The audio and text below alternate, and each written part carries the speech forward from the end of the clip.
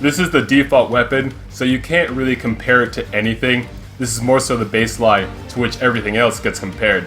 That being said, it is pretty short range relative to most weapons, and more people tend to use longer range weapons because more and more, everyone is becoming a little bitch. I mean...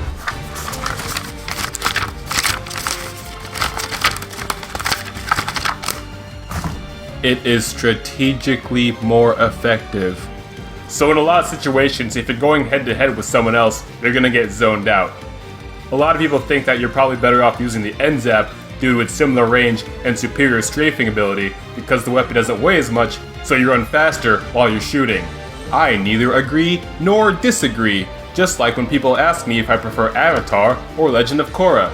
They're both very similar, but they're also very different, so it's hard to say whether one is better than the other. A couple of weapon types to look out for are rollers, which have a similar range to you, but they kill you in one hit, and you kill them in 3. Regular sloshers, since you actually get outranged by them, and if you're like me and bad at aiming, dualies, especially dualie squelchers, because they'll roll around a lot. However, good news for Splattershot users, you do outrange the dapple dualies. So, I guess that's something.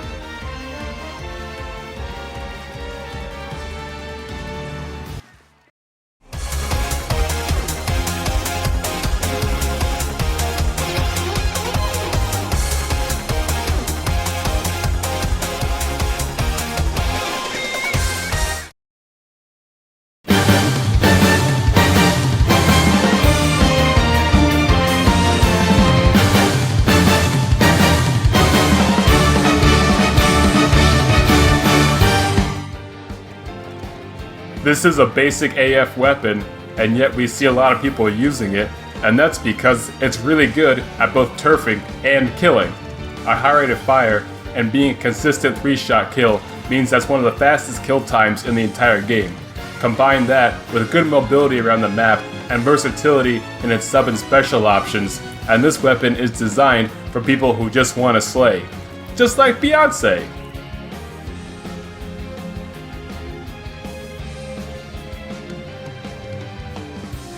When used correctly, the Splattershots are basically the Captain Falcon of Splatoon. You're able to play really aggressively and flashy, and use your speed to rush in and get quick kills.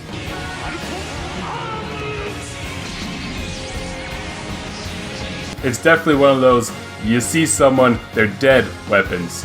It's the type of weapon for people who are generally really good at video games. People who can make snap decisions quickly and correctly, and have good hand-eye. If you don't fall into this category, then it's probably best to stick to your little Sploosh-O-Matic or Clash Blaster there.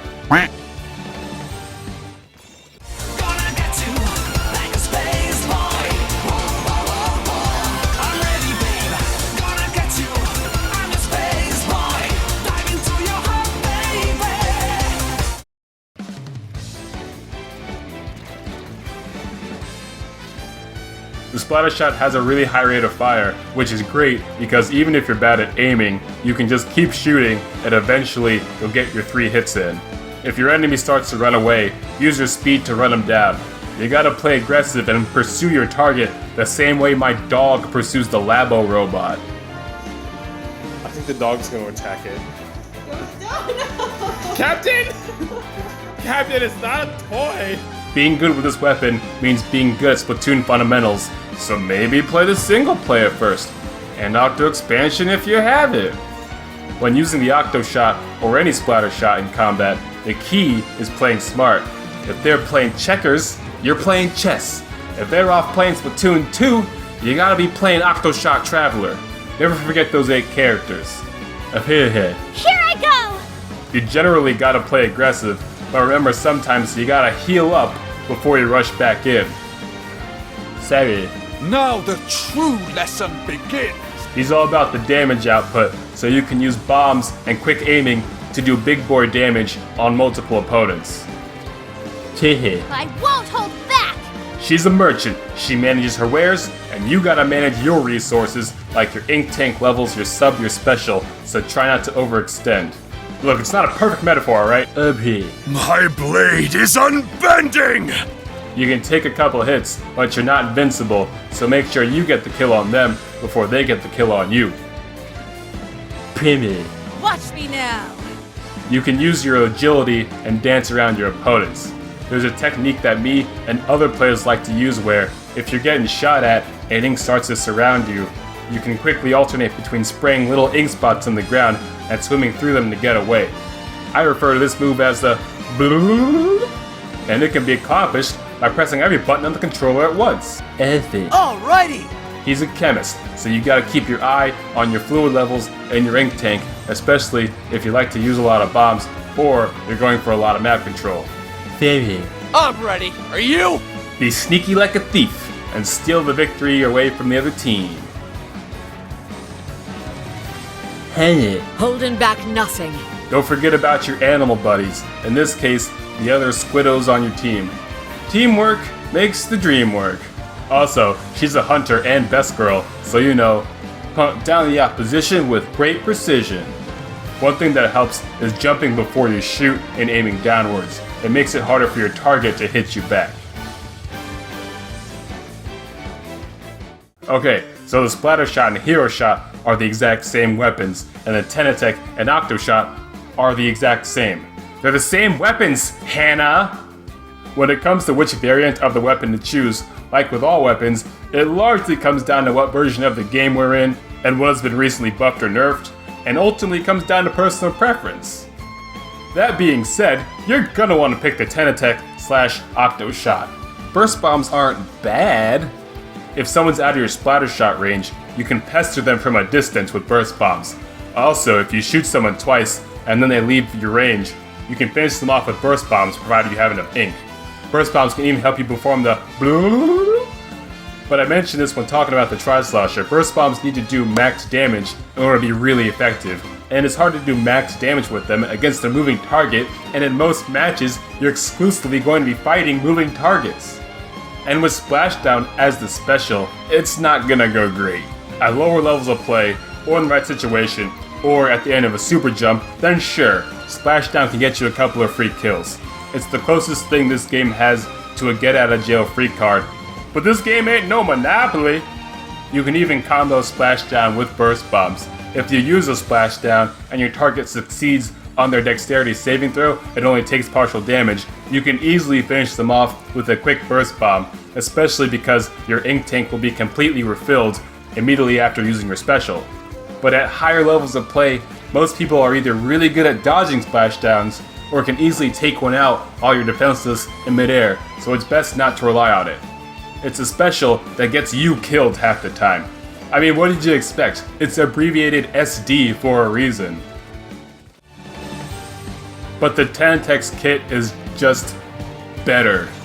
Splat bombs have more situations where they're useful compared to burst bombs, and unlike burst bombs, they have one-hit KO potential. It makes sense. Which is more potent, a water balloon or a Tide Pod? With splat bombs, you can attack two foes simultaneously by throwing a bomb at one and using your main weapon on the other.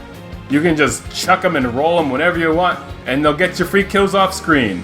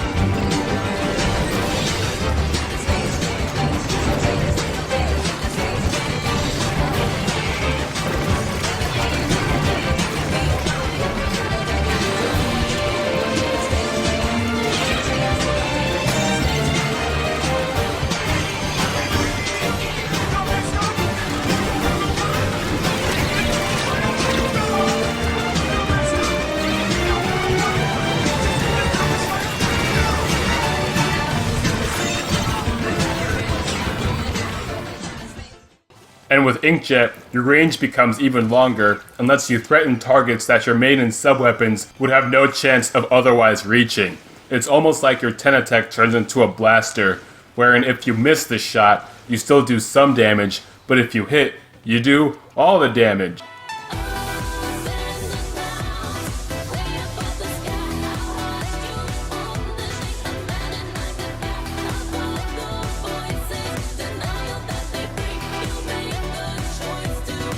But I suck with blasters! So if you're anything like me, and generally don't get a lot of kills with Inkjet, you can use it at least to draw the aggro of the other team and distract them from your teammates who are hopefully pushing the objective right now, Hannah, or at least make them take cover for a couple seconds. Also remember that you cannot throw any clams, including power clam footballs, while using the Inkjet. Also keep in mind that you're an easy target while using the Inkjet, and also when you land. So 3 things to do are: take off from a point where they can't see your landing spot, such as behind a wall. Try to fly over a high platform so it's hard to shoot you while you're using it. And remember your training from the Octo expansion levels and constantly mash the B button to get extra height from the little ink queefs every couple of seconds to make yourself harder to hit. So you can be my shining star tonight. I'm not alone with all your love. Fly across the sky, you will be mine. Like a real dream with you, babe. An option that works well is stacking the 2 movement abilities, swim speed and run speed, so you can zip around the map and reach your targets faster. And with a more aggressive, high-risk playstyle, comeback and quick respawn are great together. Some people think that quick respawn isn't for them, because in Splatoon 2, it only activates if you don't get a single kill before you die, and a lot of people will say, I'm good enough to always get at least 1 kill, so that ability would be useless for me? but to be frank, when you're rushing in and being an aggressive slayer, you won't always get a kill. You just won't. But you will need to get back into the action as fast as possible after dying. So don't think of quick respawn as a crutch, think of it as a safety net. I bet Dick Grayson's parents wish they had their safety net. At least then they could have prevented this trailer from ever happening. Fuck Batman. With both Splattershots, if you're like me and have 0 skill, you can use a bunch of Ink Saver sub to spam bombs and get free kills. With the Tentatek / Octoshot, you can use Drop Roller so that on post Inkjet landings, you can roll when you land and possibly not get ambushed. If you're not like me and you're not absolute ass at the Inkjet and can generally get a couple kills with it, then Special Charge and Special Power are good options to consider. Also, Opening Gambit is an ability. I mean, it could work. It probably won't, but it could. And if for some odd reason you hit your head or lose a bet and decide to use the regular Splattershot or the Heroshot, one option I guess you could consider in tower control is using Quick Super Jump and Special Saver, since if you're on offense and die while pushing the tower forward, you can charge up Splashdown after respawning, jump to a teammate on the tower, and slam jam your way back into the fray. I don't do this, but you can. And thanks for watching. Now it's time to go full Octo.